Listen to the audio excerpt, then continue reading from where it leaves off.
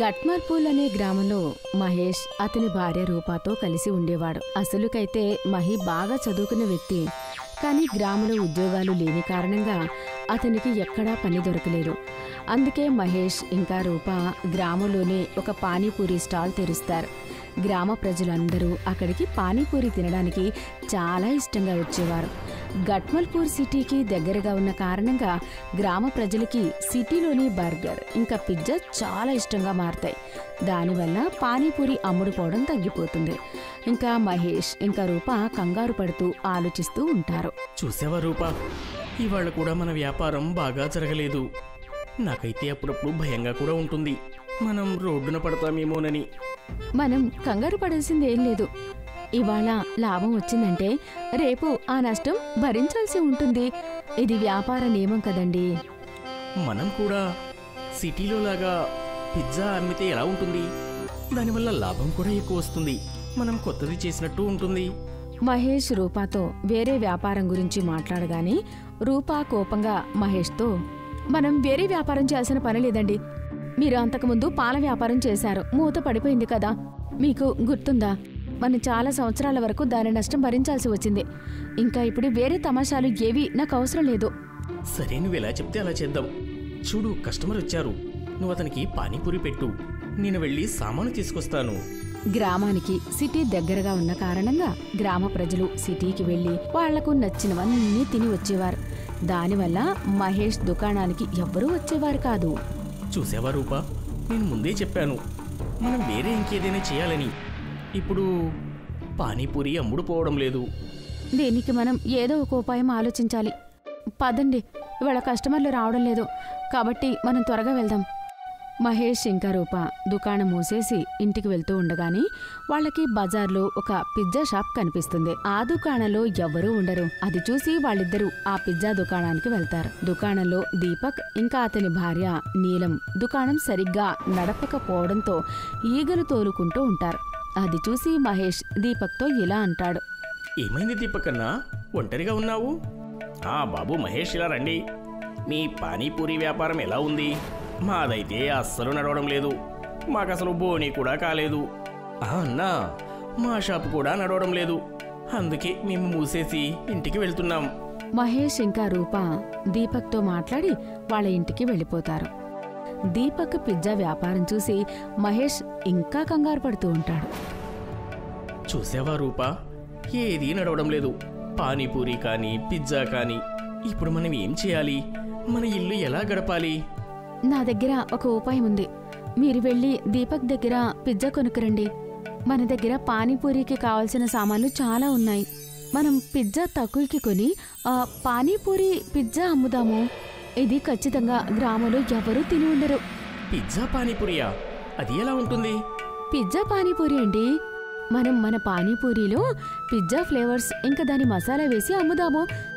మీరు చూడండి, మన వ్యాపారం తప్పకుండా ముందుకు వెళ్తుంది. అవును, నిజమే. నువ్వు మీ పుట్టింటికి వెళ్ళి కూడా చాలా కాలమైంది.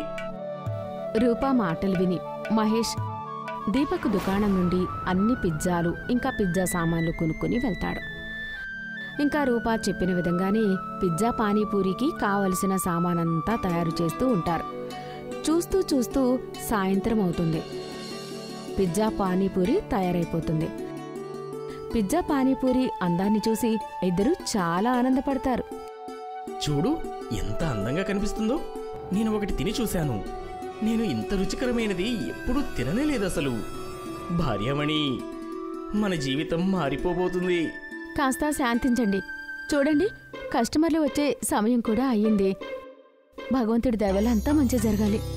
ఆ సమయంలో మహేష్ దుకాణానికి ఒక ముసలివాడు ఇంకా అతని కొడుకు వస్తారు.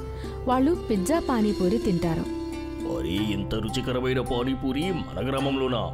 ఇది అద్భుతంగా ఉంది. నాకు కొన్ని ప్లేట్స్ ప్యాక్ చేసి ఇవ్వండి. మా ఇంట్లో వాళ్ళకు కూడా దీని రుచి ఒకసారి చూపిస్తాను. ఇంకేముంది, రూపా ఇంకా మహేష్ల పిజ్జా పానీపూరి చాలా బాగా నడుస్తూ ఉంటుంది. వాళ్ళిద్దరికీ లాటరీ తగిలినట్టే అవుతుంది. గ్రామం మొత్తం పిజ్జా పానీపూరి గురించే మాట్లాడుకుంటూ ఉంటారు. మహేష్ ఒక పెద్ద పిజ్జా పానీపూరి దుకాణాన్ని కూడా తీసుకుంటాడు. కానీ ఈ విషయం దీపక్ ఇంకా నీలంలను తినేస్తూ ఉంటుంది. అది చూసి నీలం దీపక్తో ఇలా అంటాడు. చూశారా, వాళ్ళు మన వ్యాపారాన్ని ఎలా మూసేలా చేశారో.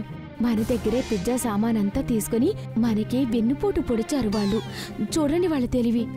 వాళ్ళు ఏమన్యాయం చేశారు? వాళ్ళు కష్టపడ్డారు, అందుకే వాళ్ళు ఇవాళ మనకన్నా ఆనందంగా ఉన్నారు. అయినా మన దుకాణం కూడా పర్వాలేదు, బాగానే నడుస్తుంది. మన ఇల్లు గడుస్తుంది. మీరు నా మాటలు అస్సలు వినడంలే. నేను చెప్పాను కదా, మనం మన వ్యాపారాన్ని ఇంకా ముందుకు తీసుకువెళ్ళాలి. మనం కూడా పిజ్జా పానీపూరి తయారు చేసి అమ్మాలి, మహేష్ ఇంకా రూపాలాగా. అప్పుడు మనం కూడా కొన్ని డబ్బులు జమ చేసుకోవచ్చు.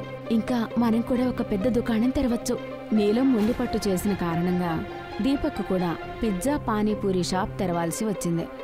ఇంకా సరిగ్గా మహేష్ ఇంకా రూపాల దుకాణం ముందే వాళ్ళు కూడా వాళ్ళ పిజ్జా పానీపూరి దుకాణాన్ని తెరుస్తారు. ఈ విషయం మహేష్ ఇంకా రూపాకి తెలిసిన వెంటనే వాళ్ళు అస్సలు కంగారు పడలేదు. ఇంకా మహేష్ అయితే దీపక్ దుకాణాన్ని చూసి రూపాతో ఇలా అంటాడు. దీపక్ అన్న కూడా షాప్ తెరిచాడు. ఆయనకు కూడా ఇది బాగుంది అనిపించినట్లుంది. అయినా ఆయన ద్వారానే మనం ఇది నేర్చుకున్నాం. సరే, మంచిదే ఇది కూడా. భగవంతుడి దయ వల్ల వాళ్ళ దుకాణం కూడా మంచిగా నడిచి లాభం రావాలి. కానీ అలా జరగదు. దీపక్ ఇంకా నీలంల వ్యాపారం లాస్ అయిపోతుంది. కస్టమర్లు రాక వాళ్ళు అక్కడ కూడా ఈగలు తోలుకుంటూ ఉంటారు. దీపక్ ఇంకా నీలం బాధపడ్డం చూసి రూపా మహేష్తో ఇలా అంటుంది. చూడండి, మనం దీపక్ ఇంకా నీలంకి సహాయం చేయాలి. కొన్ని రోజుల నుంచి వాళ్ళ దగ్గరికి ఒక్క కస్టమర్ కూడా వెళ్ళడం లేదు. వాళ్ళు చాలా ఇబ్బందుల్లో ఉన్నారండి.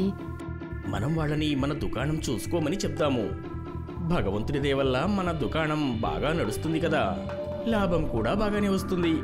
వాళ్ళని ఈ దుకాణం చూసుకోమని చెప్పి మనం ఇంకొక దుకాణం తెరుద్దాము. అక్కడ మనం పిజ్జా పానీపూరి అమ్ముదాము. కానీ ఈ విషయం వాళ్ళు ఒప్పుకుంటారా? పదండి, వెళ్ళి అడుగుదాం.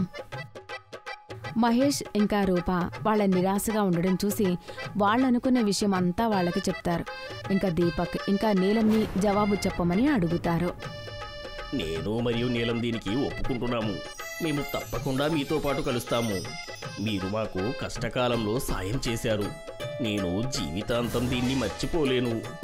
ధన్యవాదాలు రూప ఇంకా మహేష్ గారు. మీ దుకాణాన్ని చాలా బాగా చూసుకుంటాం. సరిగ్గా అలాగే జరిగింది. రూప ఇంకా మహేష్ కలిసి ఇంకొక దుకాణంలో పిజ్జా పానీపూరి అమ్మడం మొదలుపెట్టారు, కొత్త చోట. ఇంకా దీపక్ ఇంకా నీలంకి వాళ్ల పాత దుకాణాన్ని చూసుకోమని చెప్తారు. ఇద్దరి కుటుంబాలు బాగా సంపాదిస్తూ ఆనందంగా ఉంటారు.